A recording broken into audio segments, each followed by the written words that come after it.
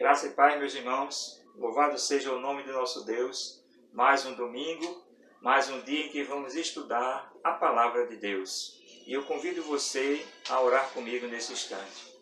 Santo eterno Deus, maravilhoso Pai, nós te louvamos, Senhor amado, por esse dia, ó Deus, de domingo, Senhor, mais um domingo, ó Pai amado, mais esse primeiro dia da semana, ó Deus, uma semana que Tu preparaste para cada um de nós, Senhor. Amém. Te louvamos pelo privilégio que nós temos, ó Deus, de Te louvar, de Te adorar, de falar contigo, de estudar a Tua palavra, Senhor. E Te pedimos, ó Pai amado, que Tu nos abençoe nesta manhã, ó Deus, abençoe cada lar, cada família, ó Deus, que irá assistir, ó Pai amado, essa escola dominical, que irá estudar a Tua palavra conosco, Senhor. Que, ó Deus, Tua palavra possa, Senhor, não apenas ser guardada no coração, mas que nós possamos colocá-la em prática no nosso viver diário, Senhor. Nos ajuda, nos abençoe e nos guarda. Em nome de Jesus nós Te pedimos e Te agradecemos por tudo. Amém e amém. Amém. Glória a Deus. Convido você agora a abrir a sua Bíblia no livro de Romanos, no capítulo 13. Nós vamos ler do verso 8 ao 14. Verso 8. A ninguém devais coisa alguma, a não ser o amor com que vos ameis uns aos outros, porque quem ama aos outros cumpriu a lei. Com efeito, não adulterarás, não matarás, não furtarás, não darás falso testemunho, não cobiçarás. E, se há algum outro mandamento, tudo nesta palavra se resume. Amarás ao teu próximo como a ti mesmo. Versículo 10. O amor não faz mal ao próximo, de sorte que o cumprimento da lei é o amor. E isto digo, conhecendo o tempo, que é já hora de despertarmos do sono, porque a nossa salvação está agora mais perto de nós do que quando aceitamos a fé. A noite é passada e o dia é chegado. Rejeitemos, pois, as obras das trevas e revistamo-nos das armas da luz. Andemos honestamente como de dia, não em glutonarias, nem em bebedeiras, nem em desonestidades, nem em dissoluções, nem em contendas e inveja. Mas revesti-vos do Senhor Jesus Cristo, e não tenhais cuidado da carne em suas concupiscências. Amém? Glória a Deus. Nós precisamos despertar do sono, que o tempo da nossa salvação já está mais próximo do que quando nós aceitamos a Jesus Cristo. Nós vamos estudar nesta manhã a lição de número 7, que diz: o povo de Deus deve separar-se do mal. Nesse instante, nós vamos louvar ao Senhor com o cântico do cantor cristão, com a diaconisa Marta. Saúde a todos com a paz do Senhor. Vamos louvar o número 367, Firme na Rocha. Que alicerce tendes para construir uma casa firme para resistir grandes tempestades que há de chegar, e a estável casa há de derrubar. Nossa morada na rocha está, firme e segura ela ficará. Quando o temporal contra ela der, há de resistir todo o seu poder. Como faz a areia na fundação, fazem nossas obras na salvação. Pois alguém que só em si mesmo crê, no Senhor Jesus ainda não tem fé. Nossa morada na rocha está, firme e segura ela ficará. Quando o temporal contra ela der, há de resistir todo o seu poder. Os cristãos, porém, que deveras crer, pelas obras mostram a fé que tem. Sua fé firmada no Salvador, na maior procela ele sem temor. Nossa morada na rocha está, firme e segura ela ficará. Quando o temporal contra ela der, há de resistir todo o seu poder. Glória a Deus. Glória a Deus. Nossa morada está firmada na rocha, que é Cristo Jesus, o nosso Senhor. Amados, dando continuidade à participação das salas, nós vamos ter nesta manhã a classe de adultos e eu passo agora a participação, faço a chamada para essa participação da sala de adultos, o Ministério de Louvor e em seguida as aulas infantis e as aulas do adulto com o nosso diácono Wendel. E eu convido agora a diaconisa Marta a fazer esta oração por tudo isso que vamos acontecer ainda nessa escola dominical. Oremos, Senhor, nosso Deus, nosso Pai que está nos céus, nós somos gratos, ó Deus, por mais um dia que o Senhor nos permite, ó Deus, por mais um domingo, ó Deus, onde iremos aprender mais da Tua Palavra, onde iremos Te louvar, Te adorar, Senhor. Mesmo cada um nos seus lares, ó Deus, mas louvamos a Ti, ó Deus, por esse instrumento que o Senhor nos colocou, Deus, para através, ó Deus, de áudio, de vídeo, podemos estar juntos para Te louvar e glorificar o Teu nome. Amém. Que o Senhor possa continuar abençoando, Deus, a vida do professor Wendel, Senhor, e que nós possamos a cada dia, Senhor, aprender mais de Ti. Amém. E a Tua palavra possa achar guarida nos nossos corações, Pai.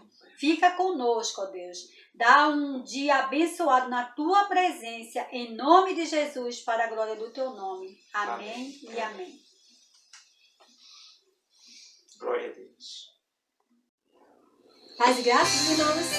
Vamos louvar ao Senhor, para que nós possamos a cada dia dar o nosso louvor ao nosso Deus. Sabemos que brevemente nós estaremos numa linda cidade que está sendo preparada para nós. Amém?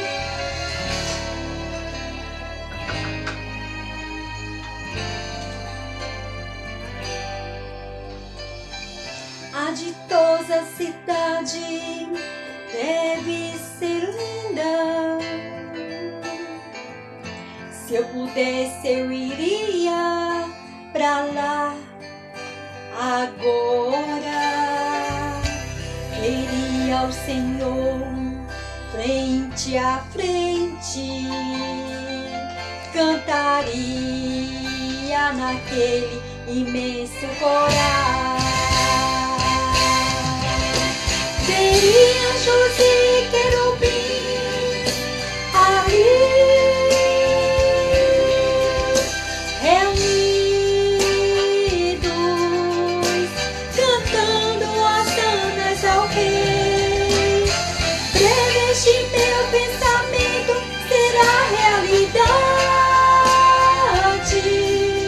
pois pra lá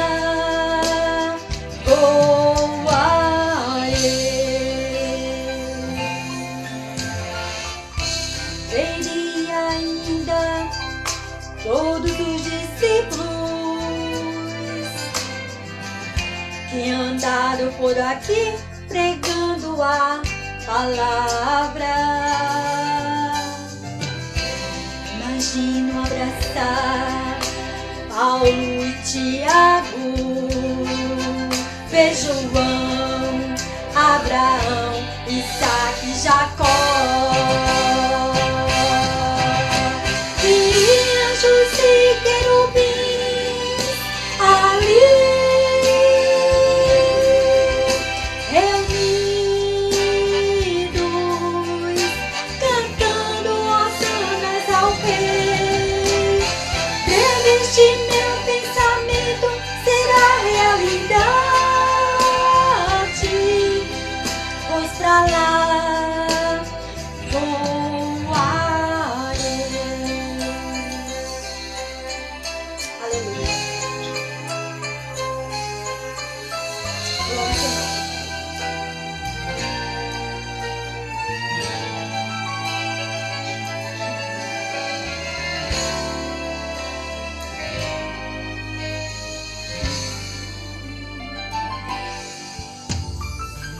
imagino os ficarmos em comunhão com Cristo. Naquela linda cidade nós iremos morar. Veremos o Senhor frente a frente. Cantaremos naquele imenso coral. Seremos anjos e querubins ali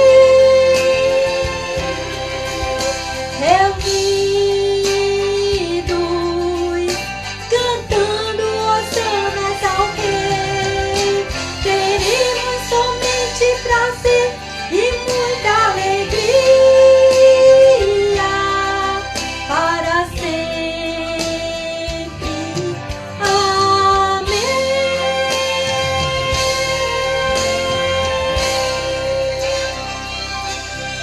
Aleluia. Glória a Deus.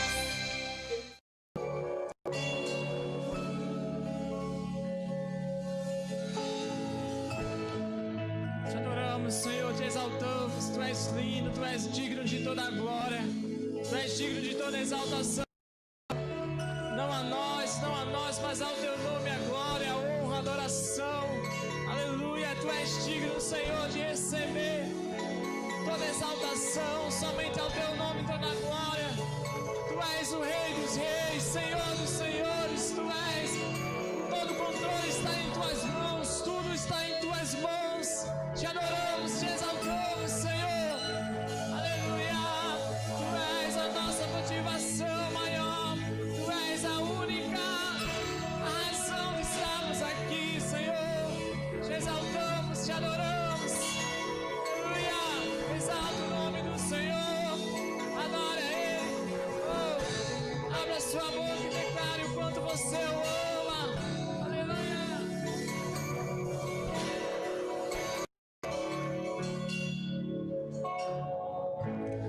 Tudo está preparado aqui, a casa e o meu coração também. Tu és o único motivo que me fez chegar.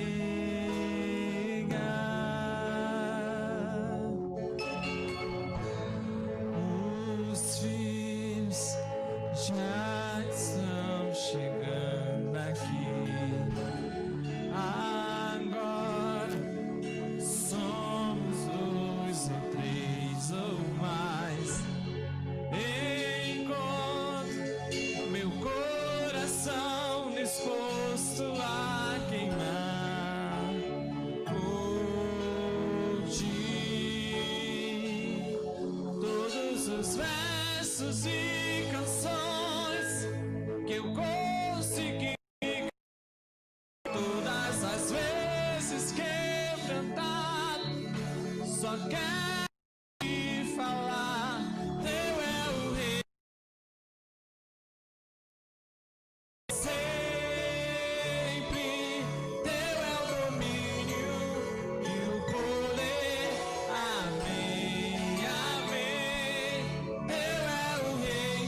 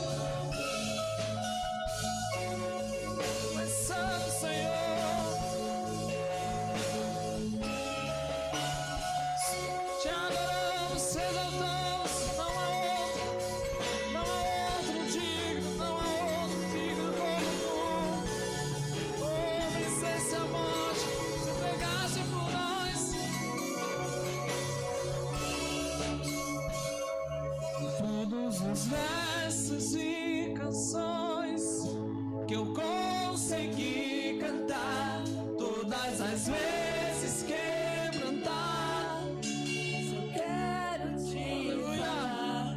Teu é o reino da glória pra sempre. Teu é o domínio e o poder. Amém, amém. Teu é o reino e a glória. Somente Deus, somente Deus. Teu é o domínio e o poder. Amém, amém. Não há outro, não há outro, não há outro. Tu és santo, tu és digno, Senhor de toda glória. Não há outro como tu, não há outro como tu, não há outro como tu, não há outro como Jesus. Só tu és santo,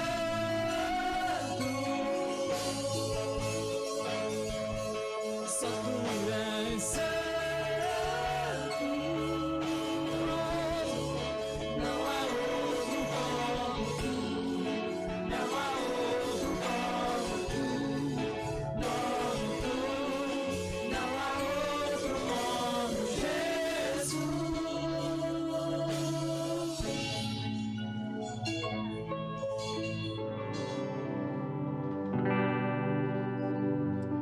Minha fé não está firmada nas coisas que pode fazer. Aprendi a te adorar pelo que és. Dele veio o sim e o amém, somente dele, mais ninguém. A Deus seja o louvor. Minha fé não está firmada nas coisas que podes fazer. Eu aprendi a te adorar pelo que és. Ele veio sim o amém, somente dele, mais ninguém. A Deus seja o louvor. Se Deus quiser, Ele é Deus. Se não fizer, Ele é Deus. Se a porta abrir, Ele é Deus. Mas se fechar, continua sendo Deus. Se a doença vier, Ele é Deus. Se nada eu for, Ele é Deus. Se tudo der certo, Ele é Deus. Mas se não der, continua sendo Deus. Aleluia. Somos desafiados a viver isso, não só cantar. Oh Senhor, somos desafiados enquanto nós cantamos. O Teu Espírito nos ensina e nos diz: isso não é só uma canção, isso é um modo de viver. Oh, filho meu, aprenda que Ele está no controle de tudo. Oh, aleluia. E viver pela fé é viver em amor. Aquele que nos criou, independente de qual seja a situação.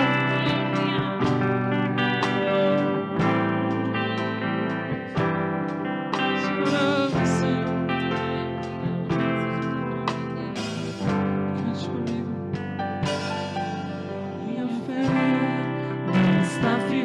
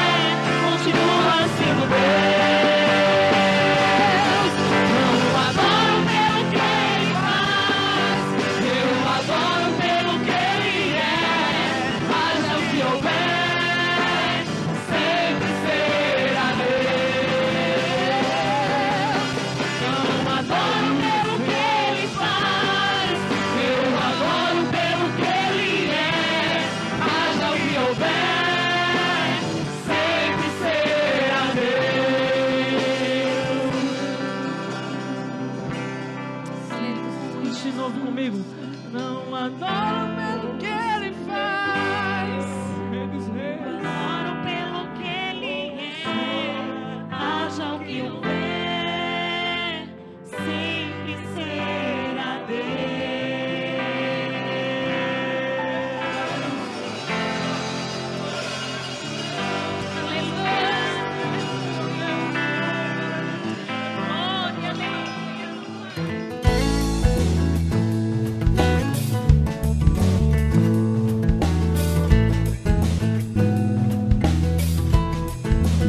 Olá, crianças! A história de hoje se chama Zoológico Flutuante. O verso para decorar está no livro de Filipenses, no capítulo 1, verso 27, e diz: lutando juntos pela fé. A mensagem é: as pessoas da família de Deus trabalham juntas. Você gosta de visitar o zoológico? Já viu os animais sendo alimentados e suas jaulas sendo limpas? Noé e sua família tinham muito trabalho a fazer em seu zoológico flutuante. A arca finalmente ficou pronta. Embora estivesse pronta, ainda havia muito trabalho a ser feito. Quando Deus pediu que Noé construísse a arca, também lhe disse: leve com você 7 casais de cada espécie de animal puro, macho e fêmea, e um casal de cada espécie de animal impuro, macho e fêmea. Cada espécie de ave e animal, cada inseto, serpente e aranha tinham que ser mantidos vivos. Todos entrariam na arca. Noé também tinha que estocar alimentos para ele e sua família, além dos alimentos para os animais, pois eles permaneceriam na arca durante muito tempo. Então, Noé e sua família encheram as despensas, estocaram palha e encheram os celeiros com alimento. Encheram também armários e armazéns. Logo, a arca estava pronta para receber os animais. E aconteceu exatamente como Deus tinha dito. Os animais vieram da floresta caminhando, saltando, rastejando de 2 em 2. Deve ter sido um desfile bem diferente, não é? Deus guiava os animais até a arca, mas ninguém via. Noé e sua família os colocavam em seus lugares e logo todos foram acomodados na arca.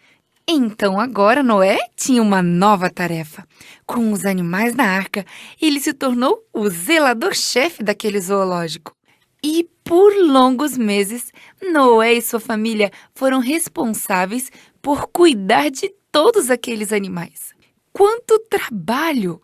Cuidar de 1 ou 2 animaizinhos de estimação já é trabalhoso. Imagine cuidar de centenas de animais numa construção maior do que um campo de futebol, com 3 andares. Todos eles precisavam de alimento, água e de serem limpos. Aquela não era uma viagem de férias para Noé e sua família. Eles trabalhavam longas e cansativas horas para cuidar dos animais. Trabalhavam juntos para cuidar desse zoológico flutuante e das criaturas que Deus colocou sob o cuidado deles. Deus ainda precisa que trabalhemos juntos como família. Nossos lares, escolas e igrejas ainda precisam de cuidado. Alguns membros da família precisam de atenção especial. Ainda há trabalho a ser feito e Deus chama aqueles que o amam para fazê-lo. Limpar janelas, esfregar o chão e lavar a louça podem não parecer um trabalho tão emocionante. A família de Noé provavelmente não pensava que limpar os animais e jogar palha fosse emocionante também. Mas era um trabalho para Deus. E eles trabalhavam juntos. Trabalhar juntos é muito mais fácil do que trabalhar sozinho. Mostramos nosso amor a Deus quando terminamos o trabalho com alegria. Vamos trabalhar juntos e fazer o trabalho de Deus?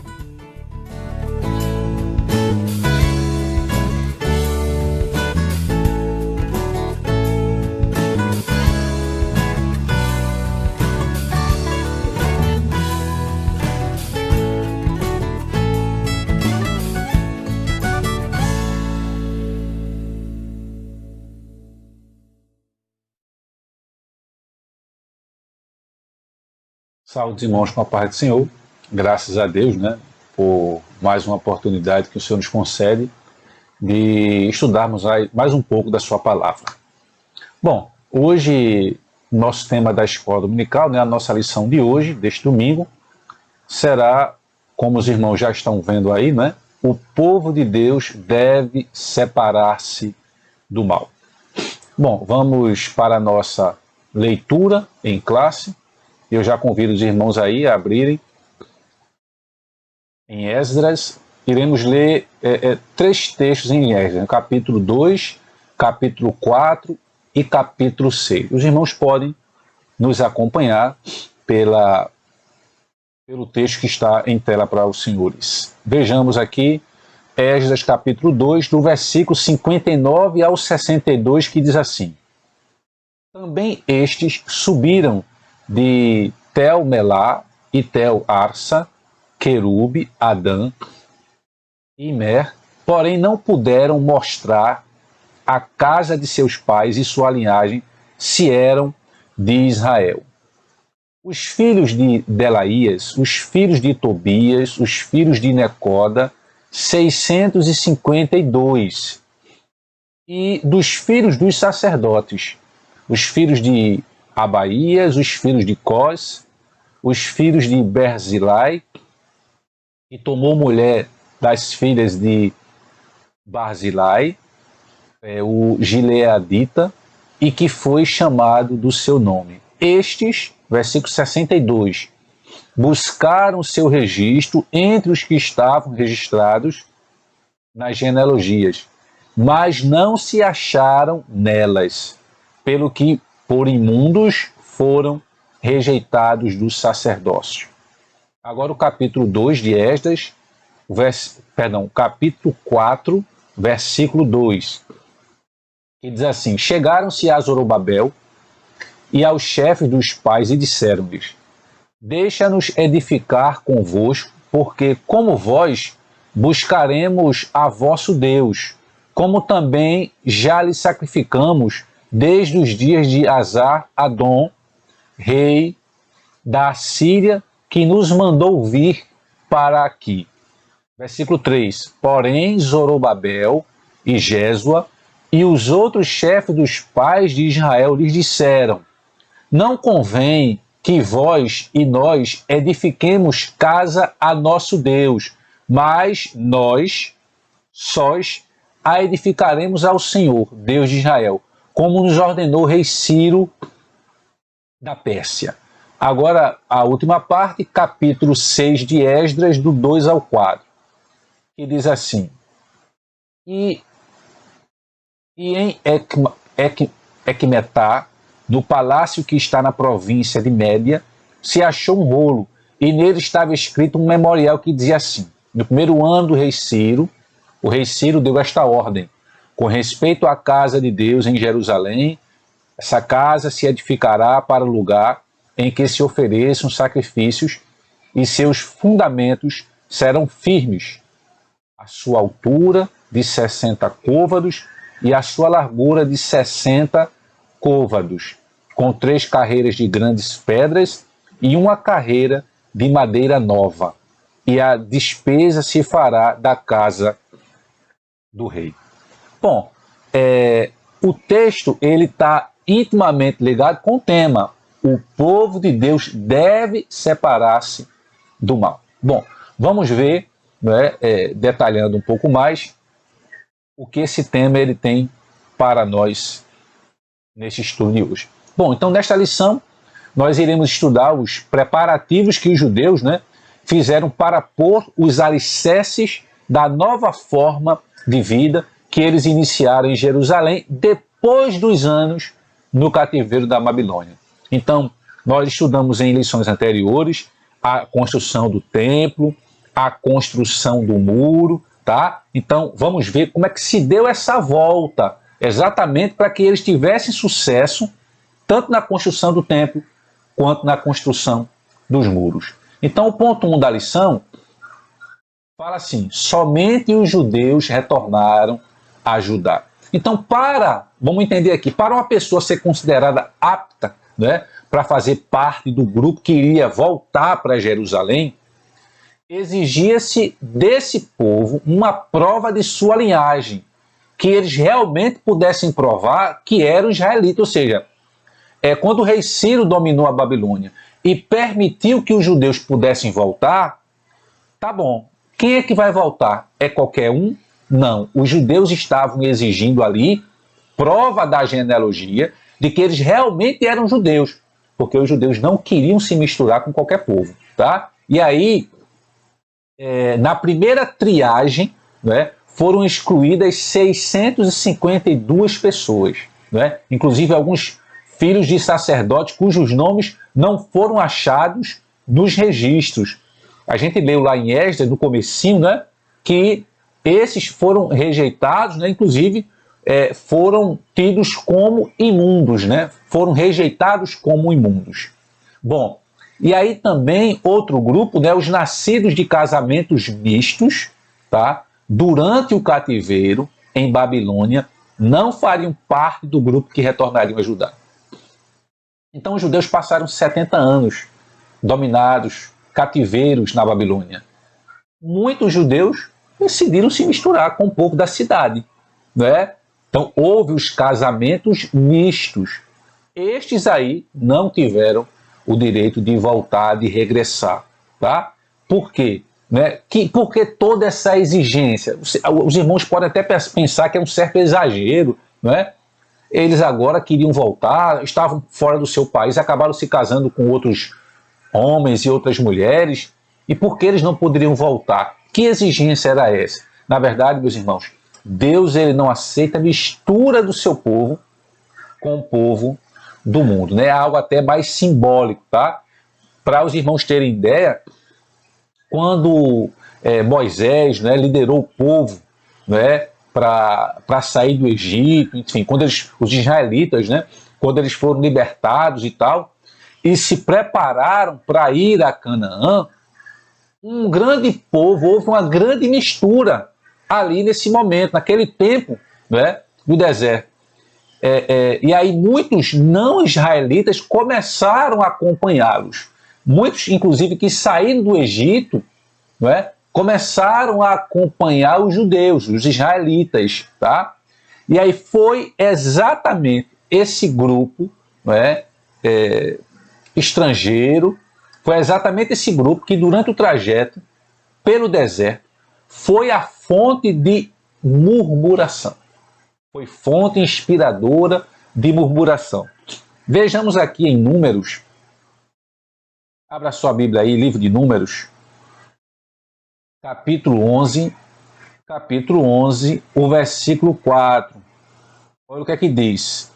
Um bando de estrangeiros que havia no meio do povo de Israel encheu-se de cobiça e gula, e até os próprios israelitas tornaram a reclamar, murmurando: quem nos dará carne para comer? Então observe, talvez no início essa mistura foi positiva, foi alegre, mas com as dificuldades, os estrangeiros foram os primeiros a murmurar e acabaram influenciando os israelitas também a murmurarem contra Deus. O mesmo Deus que havia tirado do Egito, que fez o milagre da abertura do Mar Vermelho, ou seja, todos esses milagres. Então Deus ele é exigente para que não haja mistura com o mundo, porque a influência do mundo era extremamente negativa. Por isso que quando eles queriam voltar para Jerusalém, Deus exigiu a genealogia para saber se eram judeus ou não, tá? Bom, vamos seguir aqui. E aí, os judeus, eles não aceitaram a ajuda dos samaritanos. Então, quem eram os samaritanos? Os samaritanos eram, em sua maioria, né, um povo de origem pagã. Este povo apareceu quando Israel, porque você tinha as 12 tribos, duas, não é? E mais 10 que estavam separadas. E aí o que acontece? 2 tribos estavam ao sul e 10 tribos estavam ao norte.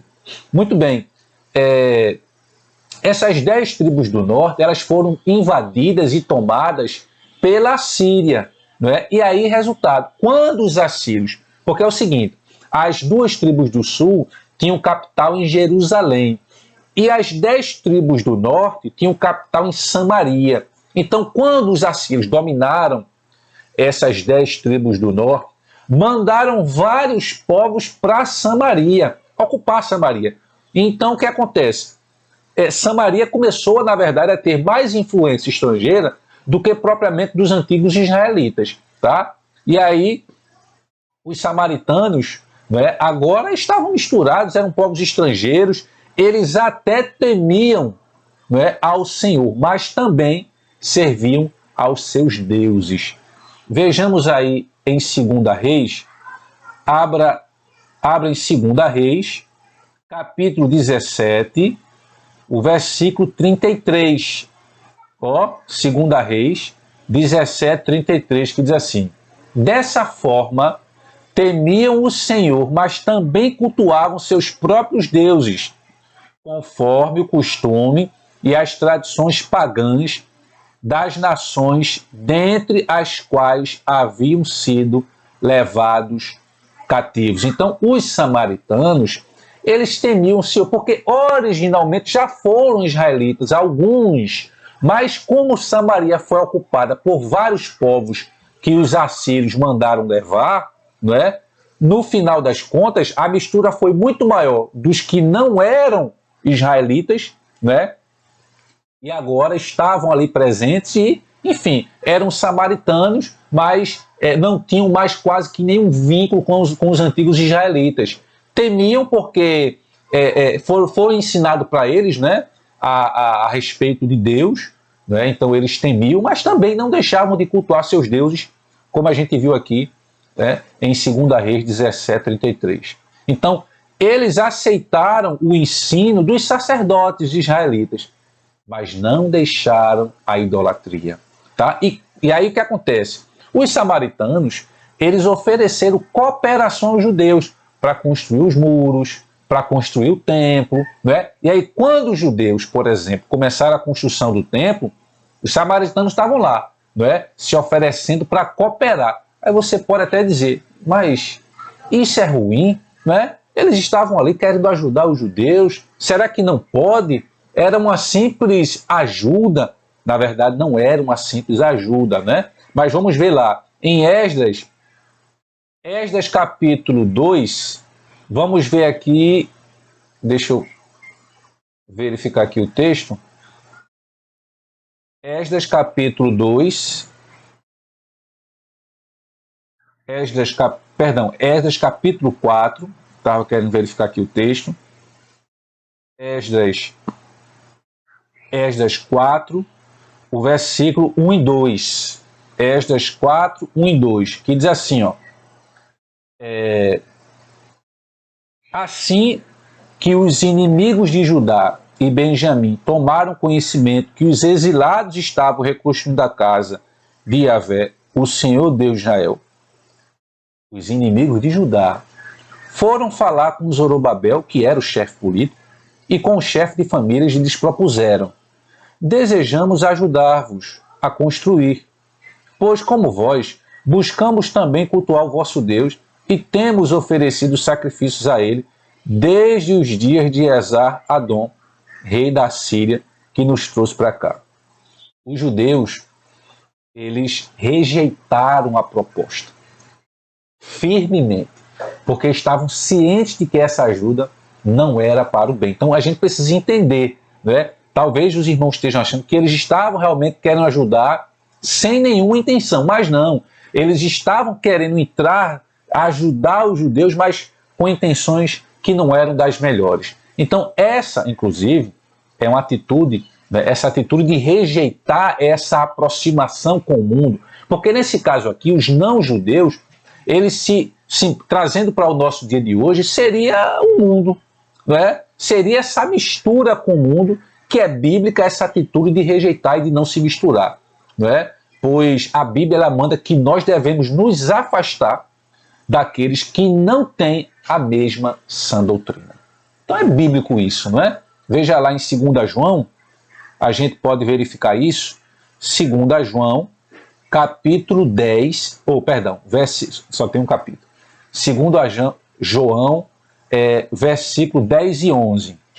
segundo João 10:11, que diz assim: se alguém chegar a vós, mas não trouxer essa doutrina, não recebais nas reuniões em vossas casas, tampouco o saudais.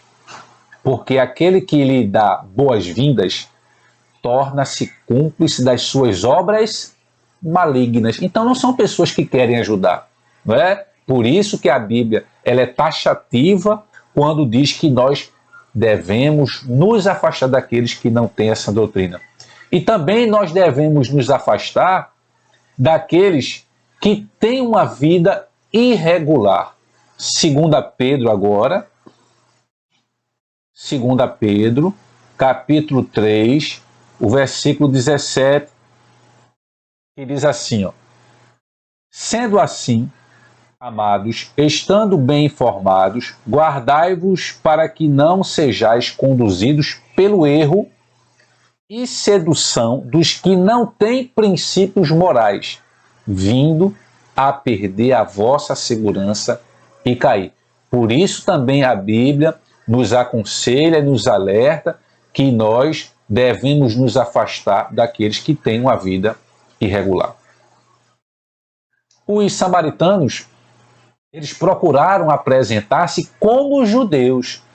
Meus irmãos, hoje em dia, quantos são aqueles que procuram se apresentar como cristãos, como evangélicos, e dão péssimos exemplos, muitas vezes se infiltram dentro da igreja, causam contendas, né? Veja o que aconteceu quando Israel saiu do Egito.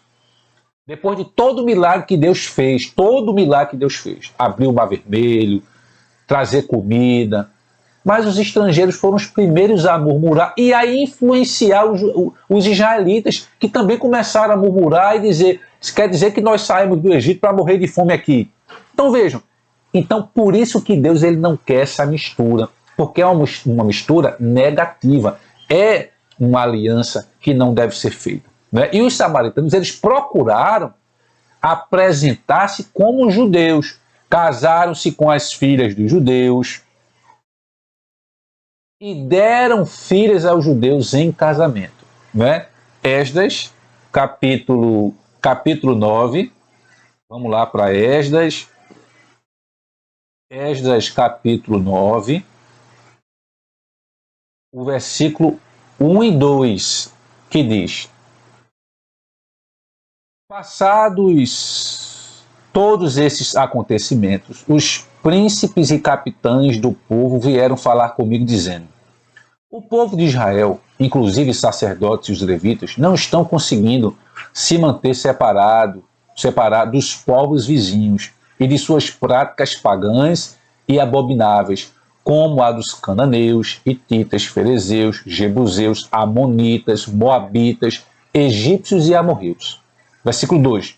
Porquanto eles e seus filhos se casaram com as filhas desses povos e nelas depositaram semente sagrada, isto é, mesclaram a linhagem santa com a tradição pagã desses povos.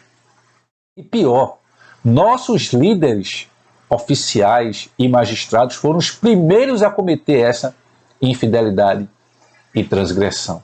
Então foram os primeiros a se misturarem e esse povo aí começou a se apresentar como sendo judeus, né? E aí alguns judeus acabaram caindo nesta armadilha, né?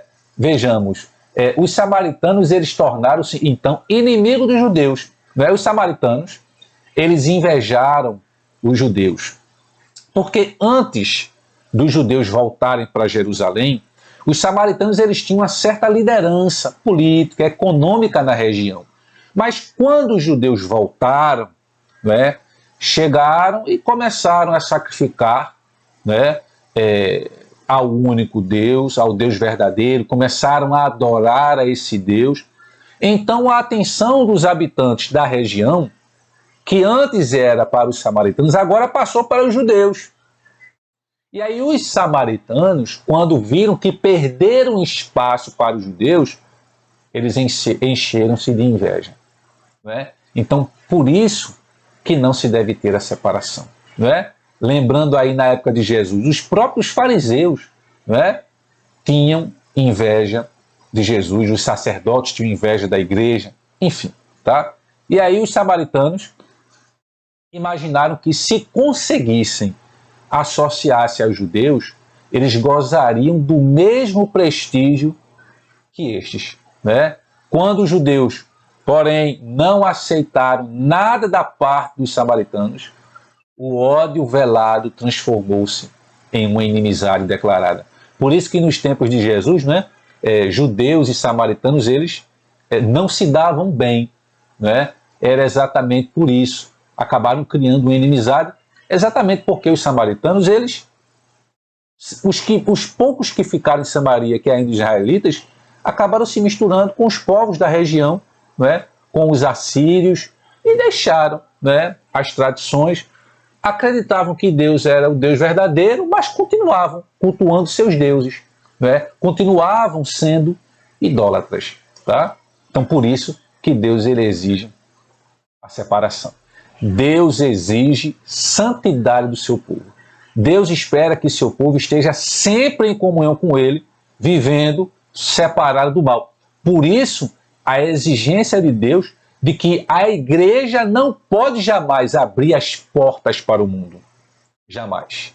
Não é? Porque hoje a gente tem visto em muitas igrejas um mundanismo. Não é?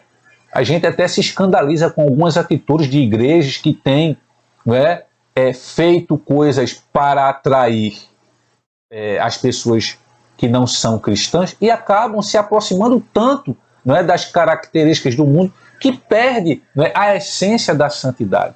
Então, Deus ele exige santidade do seu povo. E aí, retornando do cativeiro, Israel se separou do mal, ou seja, Israel voltou, mas não quis se misturar. 2 Coríntios, capítulo 6, 2 Coríntios, capítulo 6, o versículo 17, que diz assim: portanto, saí do meio deles e separai-vos, diz o Senhor, e não toqueis em nada que seja impuro, e eu vos receberei. Por isso a bênção de Deus acompanhou os judeus, e eles conseguiram construir o templo, conseguiram construir, não é? A gente viu na lição passada, tendo aí a liderança de Neemias, conseguiram construir os muros, porque eles se mantiveram separados. Não é? Por exemplo, quando Josué se preparou para passar o Jordão, ele disse ao povo: santificai-vos, porque amanhã fará o Senhor maravilhas no meio de vós. Não é? Josué, capítulo 3, versículo 5. O anjo do Senhor visita o acampamento israelita. Antes de iniciar a conquista de Canaã, Josué recebeu a visita de um anjo. Josué então lhe perguntou, está lá em Josué capítulo 5. Josué lhe perguntou: que diz meu senhor ao seu servo? E a resposta que recebeu foi: descalça os sapatos de teus pés, porque o lugar em que estás é santo. Então, Deus ele exige santificação de seu povo para poder operar no meio dele. Enquanto o povo estava disperso, o templo estava em ruínas. Enquanto o povo estava disperso, desanimado, os muros estavam quebrados, fendidos, derrubados. A partir do momento que o povo entendeu que deveriam estar firmes, juntos com Deus, em comunhão e separados, não é? Ou seja, das coisas do mundo, das inimizades do mundo, aí Deus então começou a abençoar o povo. Por isso que a igreja ela não pode se misturar com o mundo. Não é? A igreja tem que se manter firme. Não é? Por isso que a igreja é conservadora, não no sentido negativo, mas conservadora no sentido de conservar, não é? Nesse caso, a sã doutrina. Então Deus exige santificação do seu povo para poder operar no meio dele. Só pôde operar no meio do povo para que o povo viesse a construir o templo e os muros depois, de fato, da santificação do povo. E aí devemos, então, manter, é o último ponto, o ponto 4, devemos manter uma vida de separação do mal.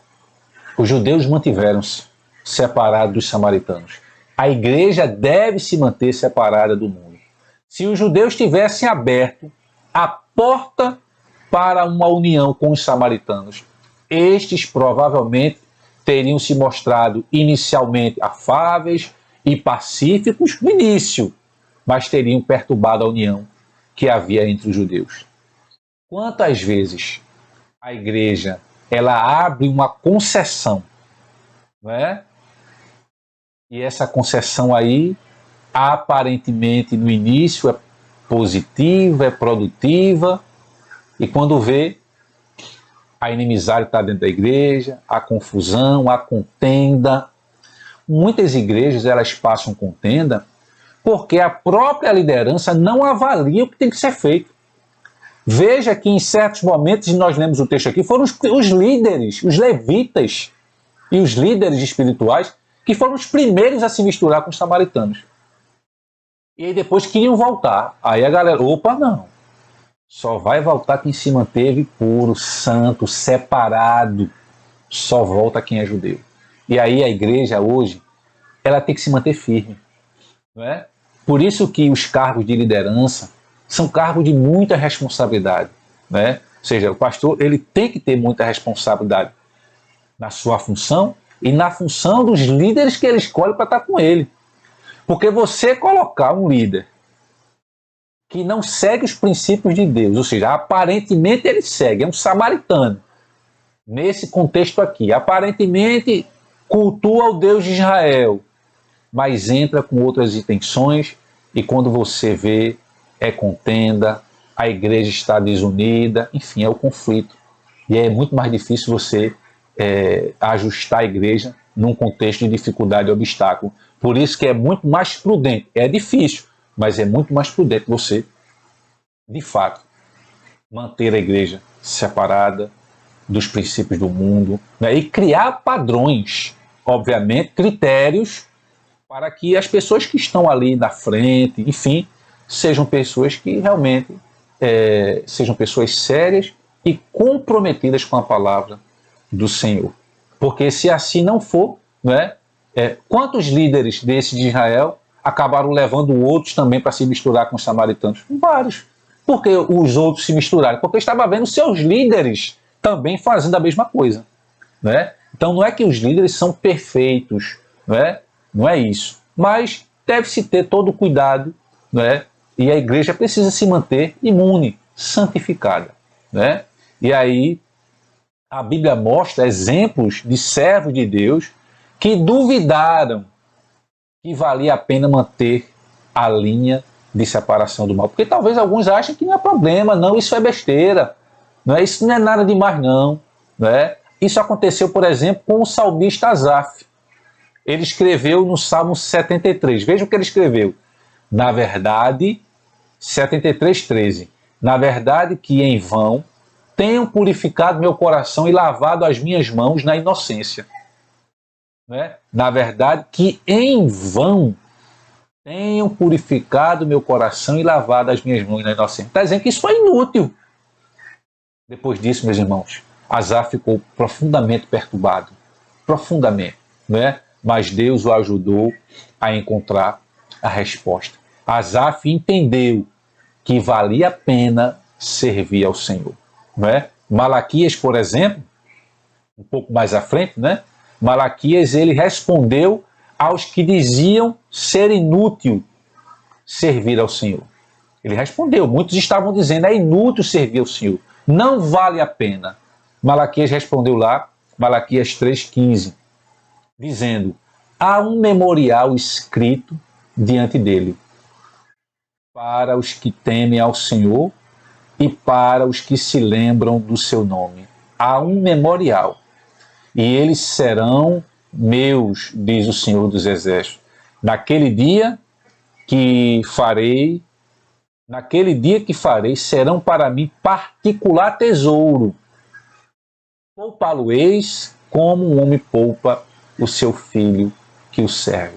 Então está aqui, vale a pena servir ao Senhor. não é? Primeiro, Malaquias está dizendo que há um memorial escrito diante dele, para os que temem ao Senhor.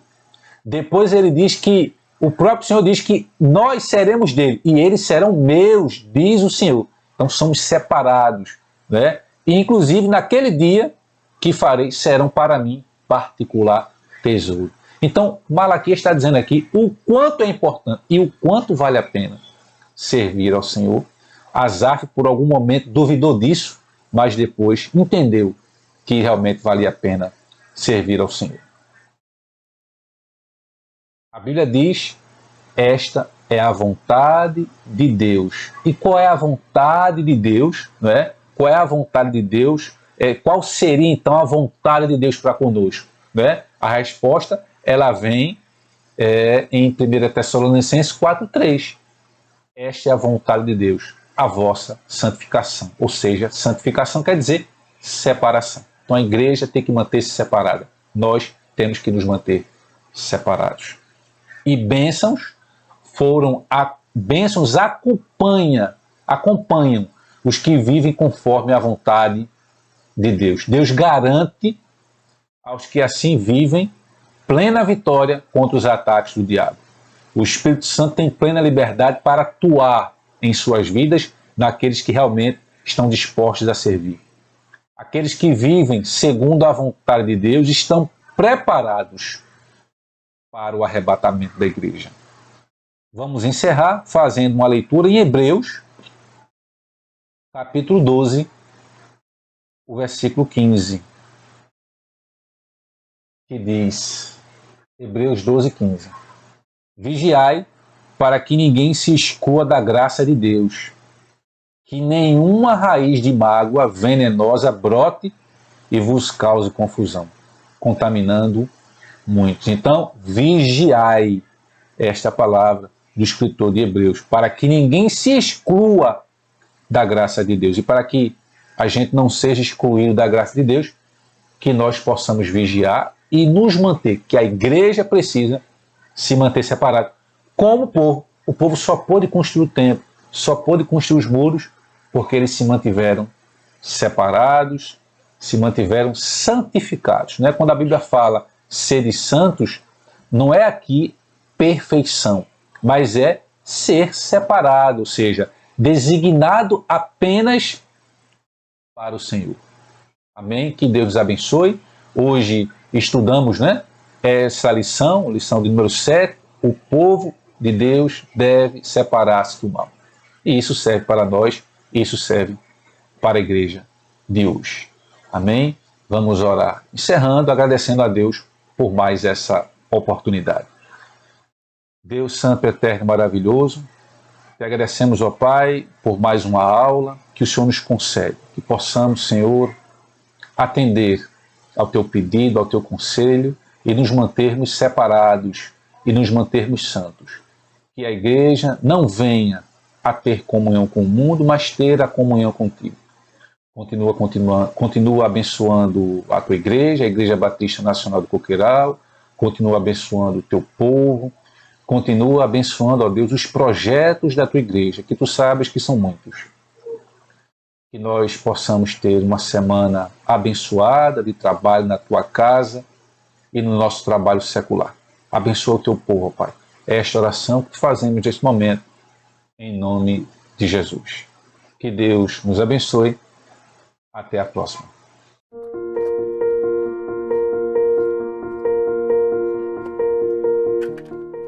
Meu nome é Geibson Douglas Alves da Silva, tenho 58 anos, sou natural aqui de Recife. Não nasci com o sonho de ser pastor. Eu trabalhei, a minha vida profissional foi no comércio. Há uns 35 anos mais ou menos, foi quando eu me converti, resolvi fazer o curso de bacharel em teologia, mas chegou um momento que Deus me chamou para o ministério.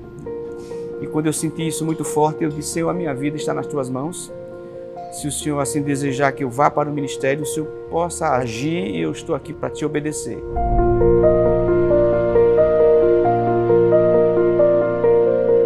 O meu ministério é chamado de ministério integral, ou seja, eu vivo exclusivamente do sustento da igreja e eu vivo para a igreja, posso dizer que 24 horas, né, atendendo às demandas, às necessidades dos irmãos, cuidando de famílias. A igreja, apesar de estar fechada no sentido de seus cultos congregacionais, nós, através de uma ação de projetos e de parceiros amigos, nós temos todo mês feito um trabalho de entrega de cestas básicas para essas famílias, kits de higiene e limpeza. A Visão Mundial nos trouxe uma colaboração, tem sido de fato um diferencial nesse momento de pandemia, e isso nos possibilita de fato a continuar fazendo a obra.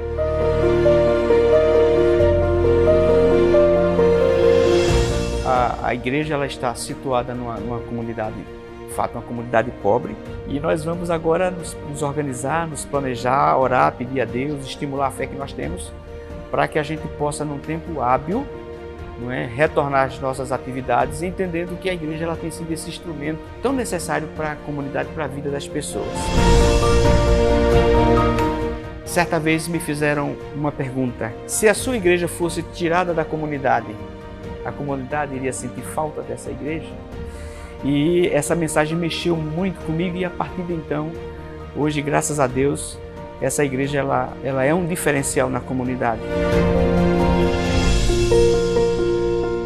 Então a Visão Mundial, através do projeto Pastores pela Vida, né, tem nos dado de fato uma contribuição substancial, nos ajudado com um auxílio emergencial, tem sido uma bênção de fato, e isso nos possibilita a continuar trabalhando.